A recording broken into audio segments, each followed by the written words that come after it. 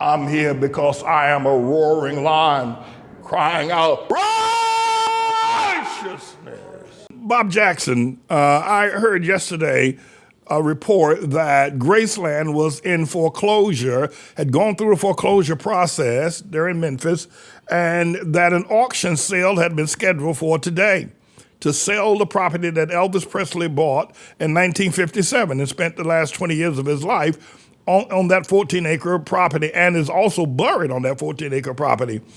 And the reports that are coming out is that Lisa Presley, Elvis Presley's daughter, allegedly took out a loan from some shysters for $3.8 million and never repaid the loan. So for back in 2018 or something like that, so the foreclosure process has been going through the courts, and the auction sale was scheduled for today or tomorrow, I'm not sure which.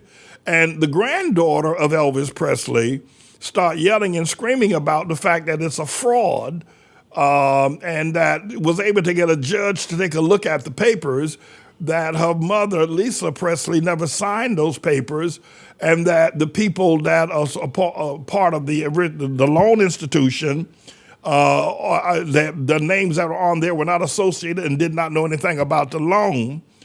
And so a judge in Memphis has stopped the sale of the property, and it appears that the granddaughter, if she did raising her voice as she did, was able to stop that sale. So Bob Jackson, there are a couple of things.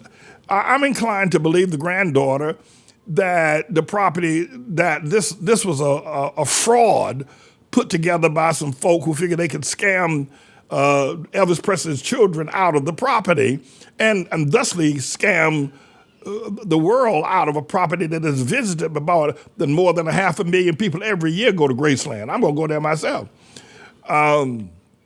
And so I think it's a fraud. I pray that it is. But since we're in foreclosure as well through a fraud organization called the Mellon Bank, you see my connection here. So I pray that that property remains in the possession of the Presley family. I pray that it does. And Bob, if you got anything you can do about that down there in Memphis, please try to help.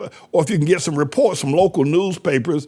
You know, these New Yorkers, these people up here, black people up here, they don't like Elvis Presley. And the white people up here in New York, they hate him as well. So the CNN ain't gonna report it. You're not going. So Bob, if you can get me some clips, you got my email address. Is that right? Bob, send me as much information as you can. I want to find out what's happening here. If this is a fraud, and I think that it is. But Bob, if this is not a fraud, if Lisa Presley needed money, and I don't know that she did. But Bob, if this is not a fraud, and Lisa Presley needed money, that should not be the case. Something is wrong with probably Elvis Presley's, if you will, wealth that he built over the years. If that all ran out, I don't know. But you know, Bob, I would think that if this is a real issue where Lisa Presley needed money, and so she put up her father's house as mortgage, somebody like Taylor Swift, who got all the money in the world, right? Taylor Swift could ask Lisa, I want to hold a concert right out in front of Graceland, and we're going to raise the $3.8 million in one night. And Bob Jackson, I'm asking you to organize that. Bob, hello, Bob Jackson. I'm giving you the authority to organize, to tell Taylor Swift, who has got all the popularity in the world, to tell Taylor Swift to hold a concert to raise money for the Presley family. Hello, Bob. Bob Jackson. Put it together. Get it together. You're a musician yourself. This house should not be lost to someone who, if they can grab it by fraud or by foreclosure procedure, will probably turn it into something that Elvis Presley never dreamed that it would become. So, Bob, I'm deputizing you. I'm calling on you to do something.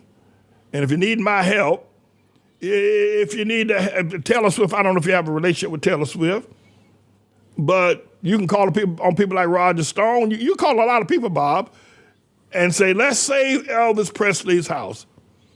Now, if it's fraud, If it's a fraud, then we want to make sure that the people who tried to steal it go to jail.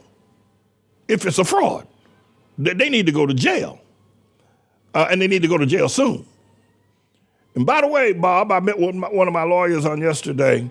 I'm convinced that once we have a hearing on the matter of my civil rights violation case against the Mellon Bank, that somebody from the Philip Little Lyle law firm, they're going to go to jail too. So, but this foreclosure thing on Graceland, I don't like that. I don't like that. I don't like that. So, Bob, I know you know about it. I know you know about it. All right, let's see what we can get done.